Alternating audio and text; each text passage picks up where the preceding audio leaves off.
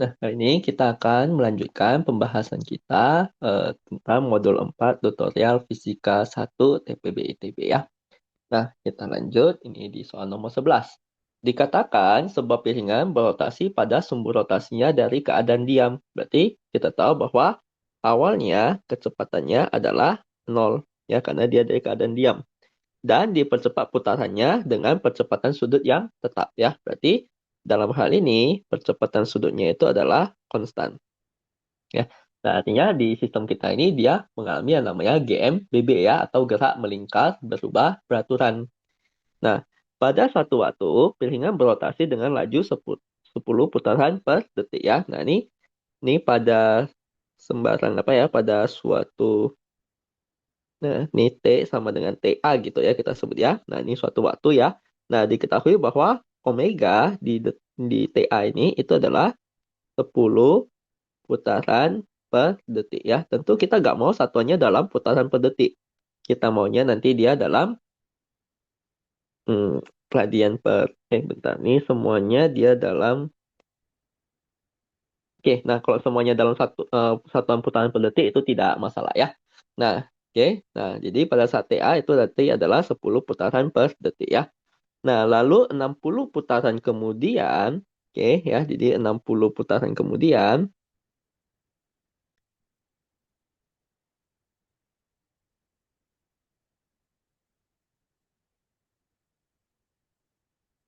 nah, katanya si omeganya menjadi, ya, nah omega finalnya ya, nah itu dia menjadi 15 putaran per detik.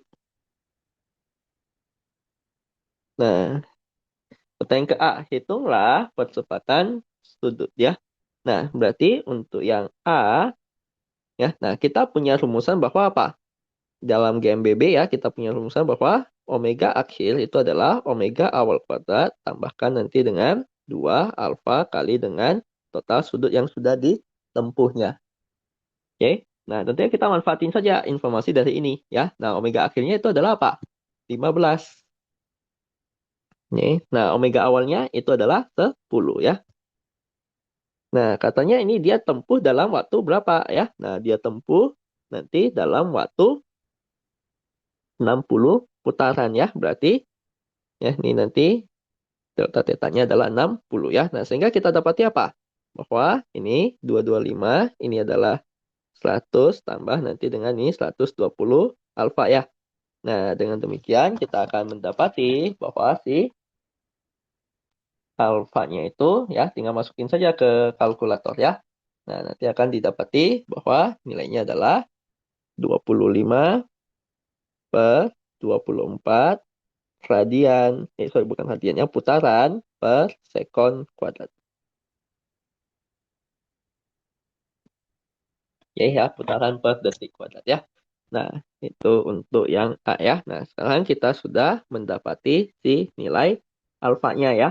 Nah, yang B, waktu yang diperlukan untuk menyelesaikan 60 putaran ya. Nah, berarti sekarang kalau kita udah punya alfanya, kita sudah bisa tuliskan sebagai apa? Ya, ini anggap nanti si posisi sudut awalnya itu sebagai acuan kita atau referensi kita. Maka tinggal kita masukin saja ya ke rumusan si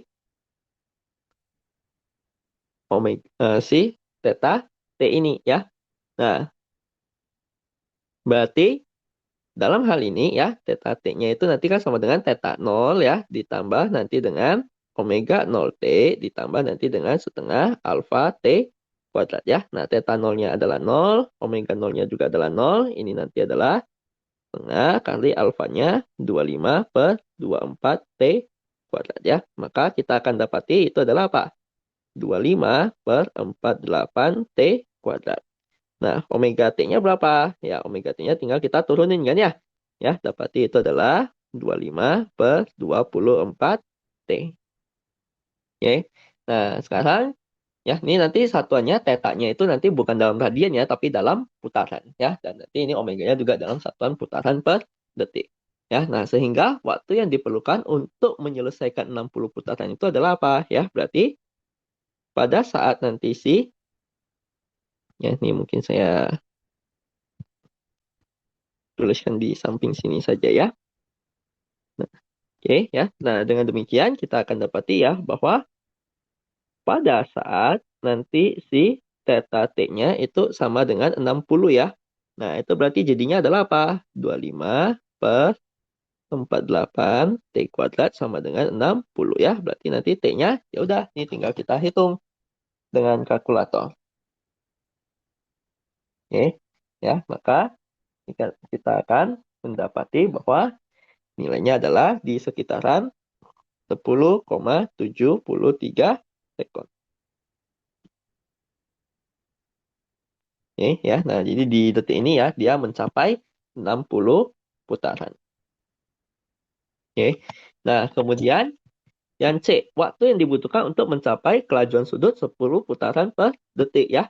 Nah, maka untuk yang C, dia maunya pada saat nanti si omega T-nya sama dengan 10.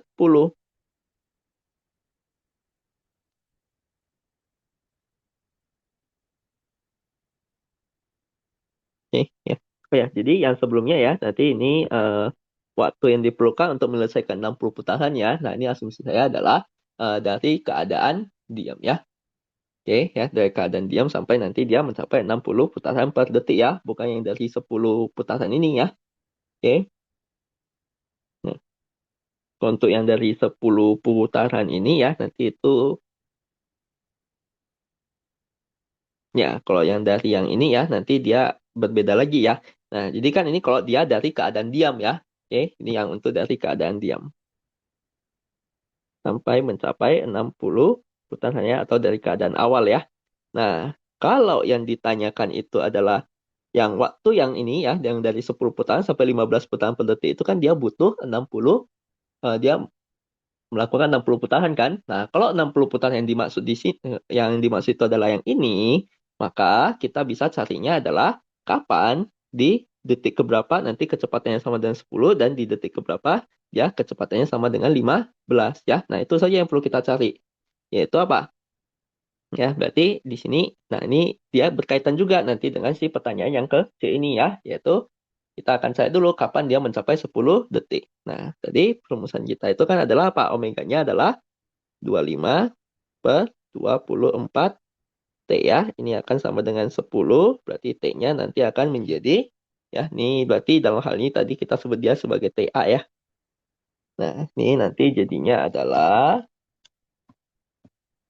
9,6 detik. Oke, ya. Ini jawaban untuk yang pertanyaan kecil ya. Nah, kemudian ya, kita cari juga ya, pada saat nanti si omeganya, ini kita sebut nanti sebagai TB gitu ya. Nah, dia mencapai 15 putaran per detik. Oke, ya. Nah, maka di sini kita bisa masukin lagi ya, yaitu 25 per 24 TB, ini nanti sama dengan 15 ya. Nah, maka TB ini berapa ya? TB ini akan menjadi 14,4 detik. Ya, maka waktu yang dibutuhkan untuk menempuh yang 60 putaran ini, yaitu yang dari eh, kelajuan 10 putaran hingga ke 15 putaran per detik, itu adalah, ini delta T-nya ya, waktu yang dibutuhkannya itu nanti adalah ambil TB minus TA, yaitu 14,4 kurangi nanti dengan 9,6 ya. Nah, sehingga kita akan mendapati itu adalah 4,8 detik. Ya. Oke, ya. Nah, ini kalau 60 detik yang dimaksud itu adalah yang di sini ya. Oke, yang waktu yang dibutuhkan dari 10 putaran sampai 15 putaran per detik. Ya. Nah, tapi kalau kita pengen waktu yang diperlukan untuk menyelesaikan 60 putaran dari awal, ya, dari awal dia keadaan diam, maka itu adalah yang 10,73 ya. Nah, jadi karena di soal ini tidak terlalu spesifik, jadi di sini saya memberikan keduanya saja ya. Oke, ya, jadi silakan nanti Anda pilih mau pakai yang mana ya. Nah, kemudian yang D. Yang D, jumlah putaran dari kondisi diam hingga piringan memiliki 10 putaran per detik ya. Nah, berarti jumlah putarannya itu nanti akan sama dengan apa? Theta di detik ke TA ini atau 9,6 ya. Nah, tinggal dimasukin yaitu tetanya itu adalah 25/48 kali nanti dengan 9,6 kuadrat. Nah, tinggal kita masukin ini ke dalam kalkulator, maka kita akan mendapati nanti nilainya itu adalah 48 putaran. Oke ya. Nah, demikianlah pembahasan untuk soal yang nomor 11.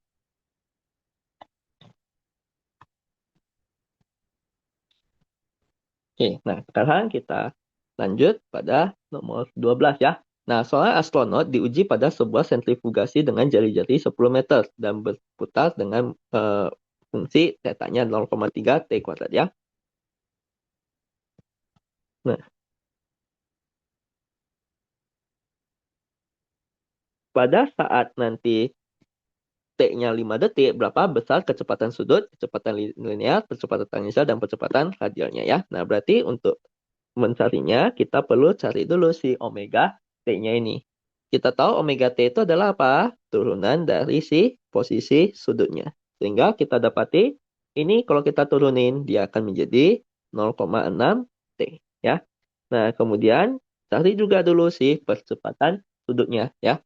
Percepatan sudut itu nanti adalah turunan dari si kecepatan sudut. Ya. Nah, sehingga di sini kita akan dapati itu adalah 0,6.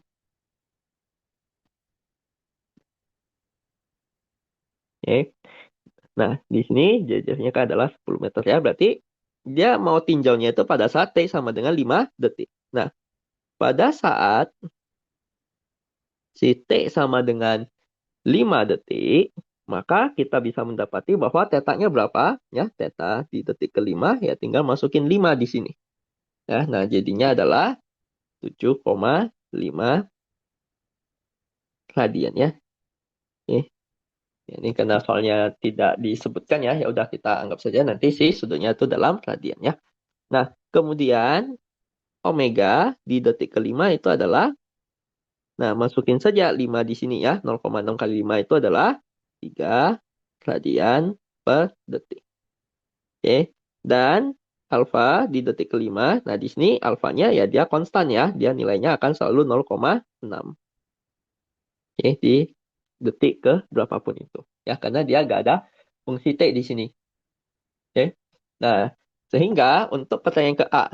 Pertanyaan ke A adalah kecepatan sudutnya. Berarti omega di detik ke limanya ya. Nah, yang mana itu tidak lain adalah 3 radian per detik. Oke. Nah, yang B. Kecepatan linearnya ya. Nah, kita tahu bahwa kecepatan linearnya atau dalam hal ini ya, dalam gerak melingkar, kecepatan linear itu ya sama seperti kecepatan tangensialnya. Itu adalah apa? Omega kali R. Nah, omeganya adalah 3 kali jari-jarinya adalah 10 ya. Sehingga kita akan dapati 30 meter per sekon. Ya. Nah, yang C. Percepatan tangensial. Percepatan tangensial kita tahu itu adalah apa? Alfa kali R ya. Nah, yang mana ini alfanya adalah 0,6, R-nya adalah 10. Dapati 6 meter per sekon kuadrat. Dan yang terakhir, itu adalah percepatan radial ya. Nah, percepatan radial itu ya tidak lain adalah apa? Percepatan sentripetal ya, karena dia arahnya itu ya kita sebut arah radial itu adalah arah yang menuju ke pusat lingkaran atau nanti dia yang menjauhi si pusat lingkarannya atau keluar masuk dari si pusat lingkarannya itu. Oke. Nah, sehingga sehingga di sini ya kita tahu bahwa ini A sentripetal atau A radialnya ya. Nah, kita boleh sebut A radialnya itu nanti adalah Pi kuadrat per R ya atau mau omega. Nah, di sini karena mungkin diketahuinya omega, kita juga boleh pakai omega kuadrat kali R sama saja ya. Nah, omeganya adalah 3. Berarti ini 3 kuadrat dikali R-nya adalah 10 ya. Dapati nanti ini 90 meter per sekon kuadrat.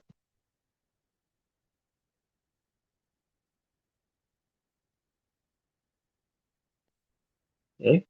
Ya, nah demikian ini pembahasan untuk soal yang nomor 12.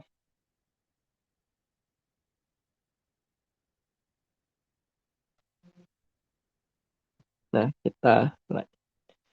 sekarang kita lanjut untuk soal yang 13 ya. Nah, ada dua buah partikel masing-masing bermassa 0,85 kilo terikat satu sama lain pada satu sumbu rotasi O. Oke, ya.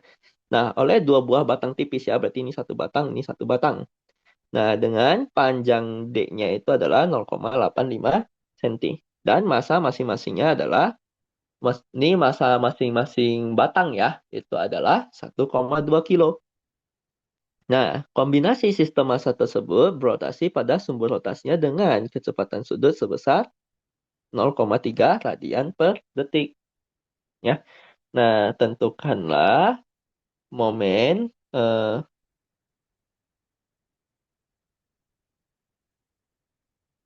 momen inersia dan juga energi kinetik dari si sistemnya ini ya. Nah, berarti pertama-tama kita lihat dulu ya. Nah, kita tahu ya bahwa I pusat massa untuk yang batang itu adalah apa? I pusat massa untuk batang ya. Nah, itu adalah 1/12 M kali nanti dengan panjang batang kuadrat ya. Nah, maka dalam kasus ini kita bisa tuliskan bahwa, nah, di sini kan berarti apa? Ini kalau pusat massa kan harusnya dia di tengah nih. Tapi sekarang kita putarnya di ujung. Berarti dia terjadi pergeseran ya. Nah, oleh karena itu, maka I batang ini bisa kita hitung dengan menggunakan teorema sumbu sejajar. Yaitu tinggal ambil I pusat massa dari si batangnya ya. Nah, ditambah dengan M dikali pergeserannya berapa? Ya, nah pergeserannya itu adalah sejauh D/2. Oke, nah itu adalah momen inersia yang dari si batang ini. Ya, nah ini pakai M besar ya, karena massa dari batang itu dia pakainya M besar ya. Nah, ditambahkan dengan, nah ini ada si partikel titik ya. Nah, partikel titik berarti nanti akan ada M dikali nanti dengan D kuadrat ya. Nah, itu momen inersianya. Oke. Nah, kemudian sekarang ya, jadi kita jumlahin aja ya semua momen inersia yang ada di sini. Oke. Nah, kemudian di sini ada apa lagi? Ya, nah di sini nanti ada batang lagi kan ya?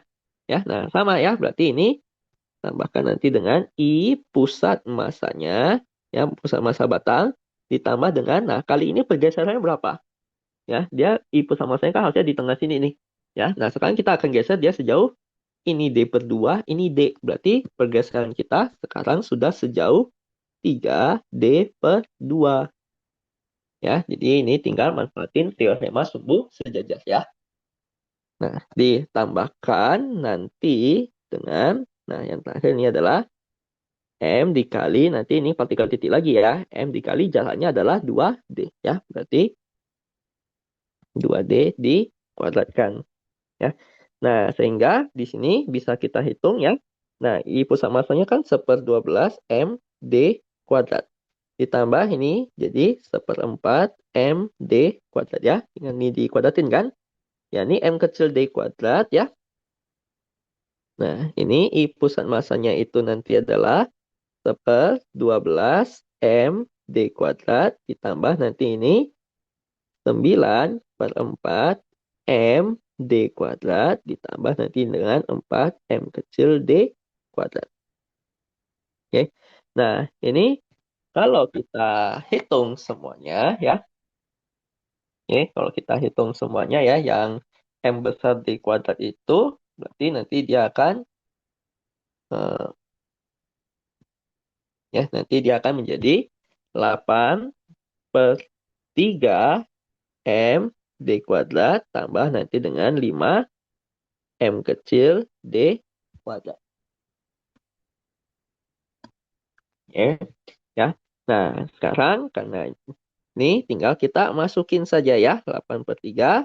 M-nya itu adalah M besar itu 1,2 ya. Ya, massa batang kan. 1,2 kali D-nya adalah berapa? D-nya adalah 0,85 ya. Senti. Oke, berarti kalau senti kita mesti ubah dia nanti ke dalam meter ya, yaitu 0,85 kali 10 pangkat min 2 dikuadratin ya. Tambah 5 kali massa si partikelnya itu adalah apa? Partikel titiknya adalah 0,85. Berarti 5 kali 0,85 kali nanti dengan D-nya adalah 0,85 kali 10 pangkat min 2 kuadrat.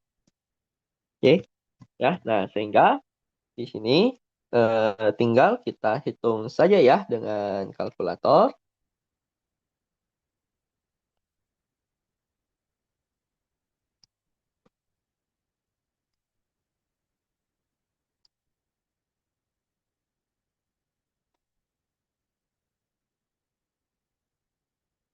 Oke, maka nanti ini akan didapati 5,38 kali 10 pangkat min 4 ya, kilogram meter kuadrat. Ya, nanti ini kalian coba apa ya? Anda coba hitung pulang kembali ya, karena ya bisa kemungkinan saya ada salah ngitung ya. Oke, kita lanjut untuk yang B. Nah, energi kinetik dari si sistem massa ini ya. Berarti energi kinetik rotasinya itu kan nanti sama seperti setengah I dikali nanti dengan omega kuadrat. Ya. Nah, maka kita bisa didapati ya, ini omeganya udah diketahui, I-nya sudah kita hitung, yaitu tinggal setengah kali 5,38 kali 10 pangkat min 4 kalikan nanti dengan dia omeganya adalah 0,3 ya. Nah, 0,3 kuadrat.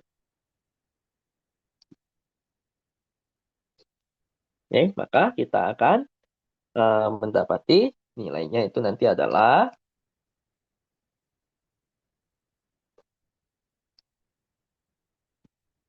ya di sekitaran 2,421 kali 10 pangkat minus 5 Joule.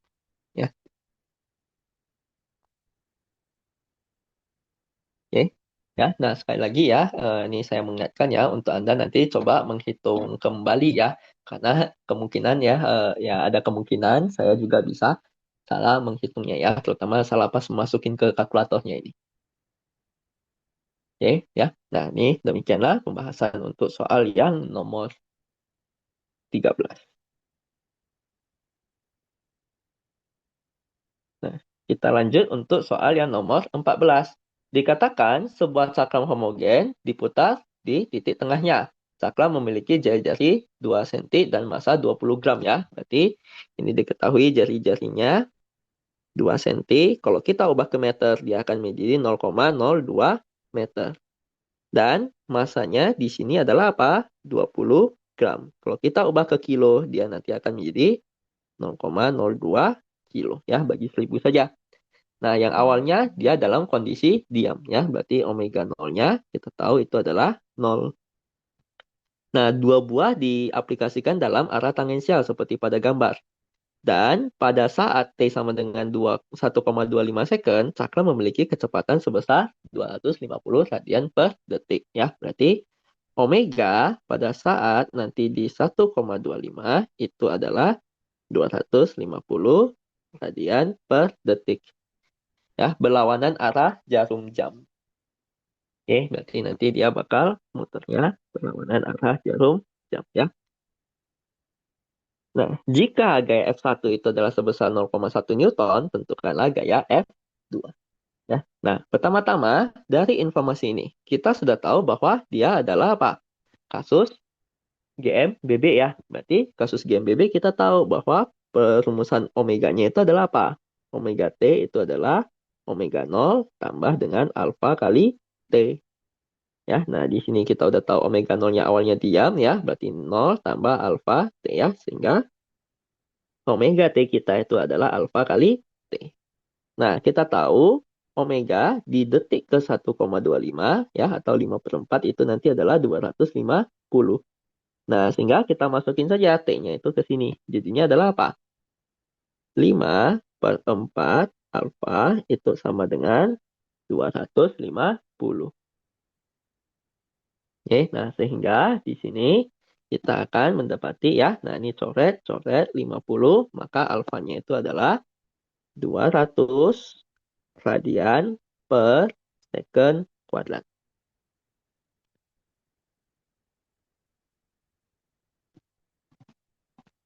Oke, ya. Nah, setelah kita sudah mendapati si alfanya ya, nah sekarang tinggal kita tinjau bahwa apa? Hukum Newton untuk dinamika rotasi itu adalah sigma tau itu adalah I kali dengan alfa. Nah, sekarang bayangin ya, kita punya satu sistem cakram seperti ini. Oke, nah ini bayangin kita ada tali, habis itu kita tarik. Nah, dia bakal muter gimana? Nah, nanti dia bakal muter ke arah jarum jam ya. Nah, sehingga nanti yang F1 ini kontribusi ke momen gayanya ya, atau sigma tau-nya itu pasti akan bernilai negatif. Nah, sedangkan ini ya, bayangin nih, kita ada tali, kalau kita tarik, dia bakal muter gimana? Dia bakal muter berlawanan arah jarum jam ya. Nah, kalau berlawanan arah jam-jam, ingat di perjanjian kita itu dia akan bernilai positif ya. Nah, sehingga si sigma taunya ini adalah F2 dikali R dikurangi nanti dengan ini ya. Nah, ini karena dia muternya salah jarum jam, dia jadi negatif ya. F1 kali R ya. Nah, di sini kita menggunakan cakram ya. Nah, cakram itu kita tahu bahwa momen inersianya adalah sebesar setengah M kali R kuadrat ya.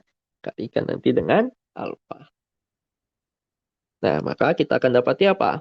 Ini F2 min F1 kali R ya. Ini akan sama dengan setengah M R kuadrat alfa.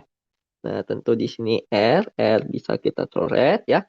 Nah, tujuan kita mau mencari si F2 ya. Berarti F2 ini akan menjadi setengah M R alfa ya. Nah, ini F1 tinggal saya pindah ke kanan ya. Jadi plus F1. Maka ini akan didapati setengah kali si masanya itu adalah apa? Ya, nah, di sini ya tadi ya, ini mungkin saya pakai M besar ya. Nah, masanya itu adalah 0,02 kilo ya. Berarti 0,02 kali R-nya, jari-jarinya adalah, nah, jari-jarinya tadi 2 cm ya, atau 0,02 meter. Nah, kalikan alfanya adalah 200. Ditambah nanti dengan F1-nya berapa? F1-nya adalah 0,1.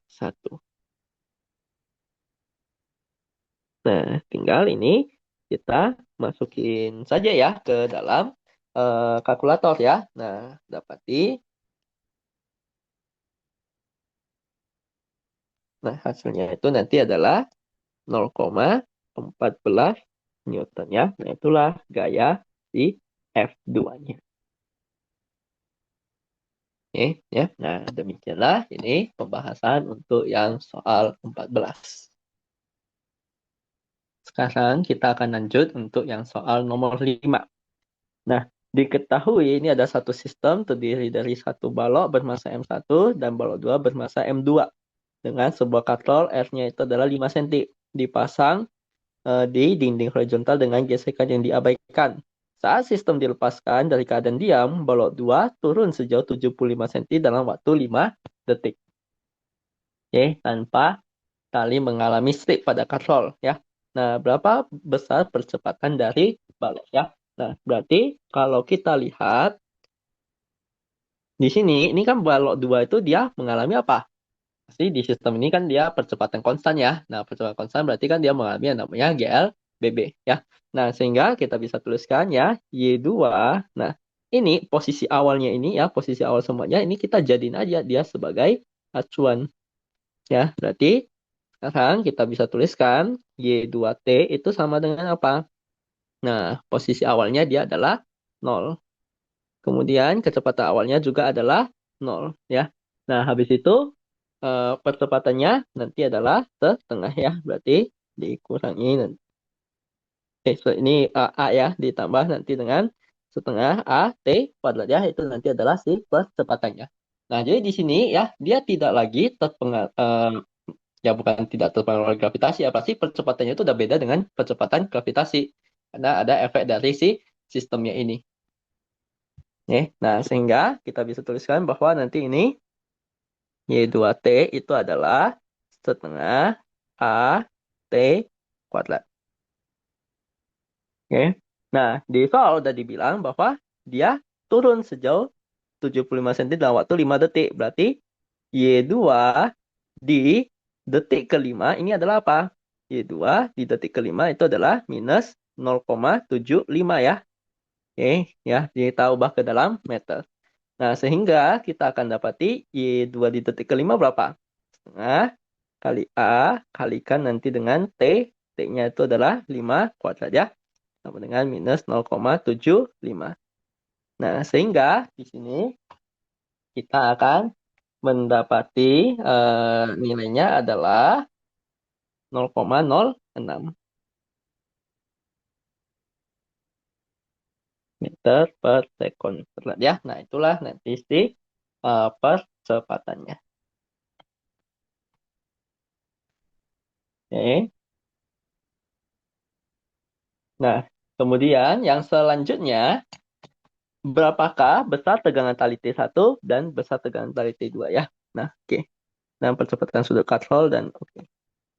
Berapa momen dari katrol. Nah, berarti sekarang untuk yang kasus B, nah, jadi kalau kita udah meninjau masa katrol, maka tegangan tali ya yang dialami oleh masing-masing tali yang meskipun di satu tali yang sama, itu sudah berbeda. Nah, sekarang kita sudah tahu bahwa ini kan dia percepatannya nanti ke bawah ya, sedangkan nanti di percepatannya adalah ke atas. Nah, tentu di sini akan ada gaya tegangan tali T1-nya ya. Ini akan ada gaya beratnya, yaitu M1G ya. Kemudian nanti ini ada gaya tegangan tali T2, dan ini ada gaya beratnya, yaitu M2G. Nah, untuk mendapati si T1, berarti tinggal kita sigma Fy itu akan sama dengan M dikali nanti dengan A. Oke, berarti ini gaya ke atas kurangi gaya ke bawah, yaitu T1 dikurangi M1G itu akan sama dengan, nah ini A-nya dia ke atas ya. M1 A ya. Ini kita tinjau untuk yang benda 1. Nah, sehingga di sini kita bisa dapati bahwa T1 itu akan sama dengan M1A ditambah dengan M1G. Oke, yang mana ini ya M1 ya kita tarik keluar, nanti ini jadi A plus G saja ya. Nah, tinggal kita masukin nih bahwa M1-nya itu adalah 460 gram atau kalau kita ubah ke kilo itu adalah 0,46 dikali nanti dengan A-nya adalah minus 0,06 ditambah gravitasi 9,8. Sehingga di sini kita akan, ini tinggal masukin saja ke dalam kalkulator ya. Maka kita akan mendapati nilainya adalah 4,4804 Newton. Oke. Nah, yang C ditanyakan T2 ya, berarti kita akan tinjau gaya di benda 2 ya. Nah, jadinya adalah sigma Fy ini kan sama dengan M kali A ya, karena dia hanya mengalami translasi saja ya di sini ya.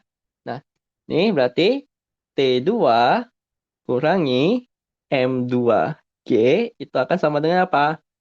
Nah, itu akan sama dengan minus ya, karena A-nya kan dia ke bawah nih ya. Berarti ini jadi minus M2A. Ya, karena di sini kan percepatannya adalah ke bawah.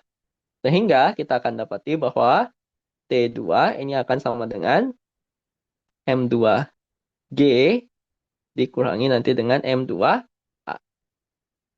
Maka di sini kita bisa, oh ya, sorry, di sini ya, ini A-nya itu jangan kita masukin negatif lagi ya untuk yang di kasus ini ya. Karena negatif yang di sini, di kasus ini itu ya, dia hanya menunjukkan apa? Kalau nanti pas kita tinjau di bagian sini itu adalah arahnya ke bawah ya. Nah, jadi ini langsung jadi positif saja ya. Jadi kita hanya ngambil besarnya.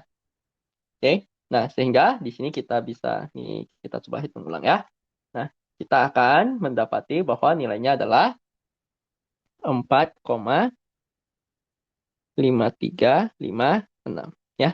Nah, jadi A di sini itu hanya nunjukin kalau pas kita tinjau di benda 2 percepatannya adalah ke bawah ya. Nah, di sini karena kita udah tentuin si arah A-nya itu, maka langsung saja, oke, karena kita udah tentuin ya si arah A-nya itu, langsung saja kita pakai si besarnya ya. Jadi tidak perlu lagi kita masukin tanda negatifnya. Oke. Nah, kemudian ini kita lanjutkan ya. Ini nanti M2 kali G minus A ya. Nah, jadinya adalah M2-nya itu 500 gram ya, jadi 50 kilo. Nah, ini 9,8 kurangi A-nya 0,06 ya. Nah, ingat nggak perlu dimasukin lagi tanda negatifnya ya, karena di sini kita udah menyatakan si arahnya itu. Nah, maka kita akan mendapati bahwa nilainya adalah sebesar 4,87 Newton. Oke, ya. Tuh. Nah, jadi kalau ditanya besar percepatan, ya kita juga boleh jawab ya, besar percepatannya langsung 0,06 saja ya. Jadi positif negatif itu nanti hanya nunjukin si arahnya saja ya. Nah, oke, kita sudah menyelesaikan sampai yang ke C. Nah, yang D. Berapakah besar percepatan sudut katrol ya? Nah, berarti karena katrol berputar tanpa selip, maka dia berlaku bahwa apa? Alfa itu akan sama dengan A per R. Oke, yang mana A-nya ini tadi adalah 0,06 bagi jari-jarinya berapa? Jari-jarinya 5 cm, ubah ke meter ya. Jadinya 0,05 ya. Jadi ini dapati 1,2 radian per second kuadrat. Oke, ya. Nah, itu untuk si percepatan sudutnya ya. Dan berapakah momen inersia dari katrol ya? Oke, nah dalam kasus ini kita tahu bahwa katrolnya kan dia akan berputar seperti ini ya, searah dengan jarum jam ya. Nah, kita akan berfokus meninjau pada sisi katrol saja. Oke, nah di katrol ini,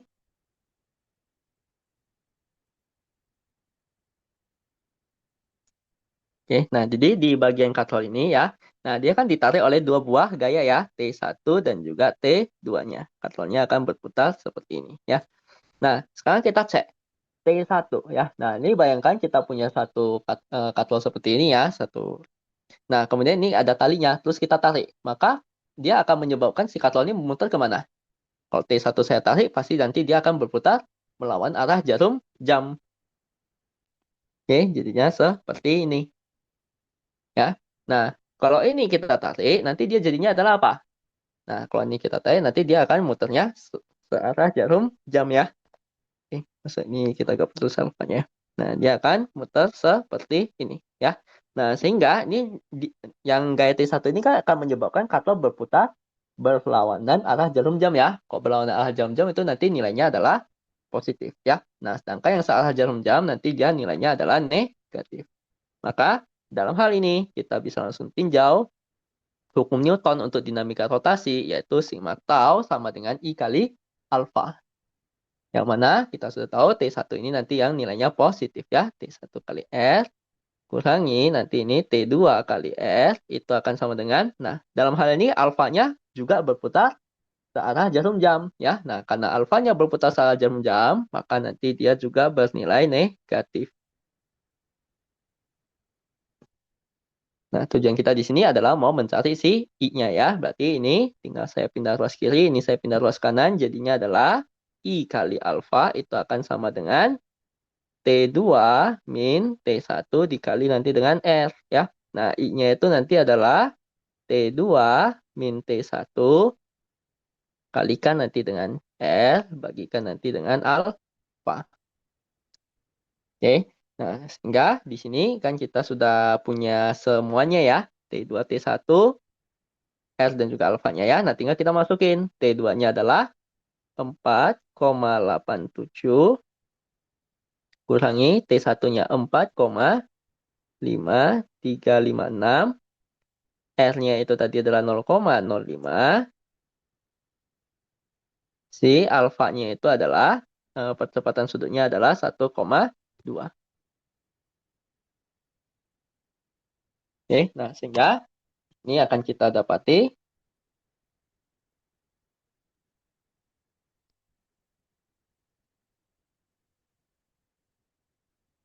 I-nya itu nanti adalah di sekitaran 0,0139 ya, kilogram meter kuadrat. Nah, itulah nanti nilai dari si momen inersianya ya. Oke, ya demikian nih pembahasan untuk yang soal nomor 15 dan ini juga adalah yang soal nomor terakhir ya. Nah, kembali lagi saya mengingatkan ya. Nah, untuk Anda nanti coba menghitung kembali ya hasil-hasil yang sudah didapat ini ya dan cek kembali ya apakah angka-angka yang sudah saya masukin itu sudah benar atau enggak ya. Oke, karena bisa saja saya juga melakukan kesalahan. Oke, ya. Nah, oke ya, demikianlah pembahasan modul 4 tutorial fisika 1 TPB ITB ya dan sampai jumpa nanti di pembahasan yang selanjutnya.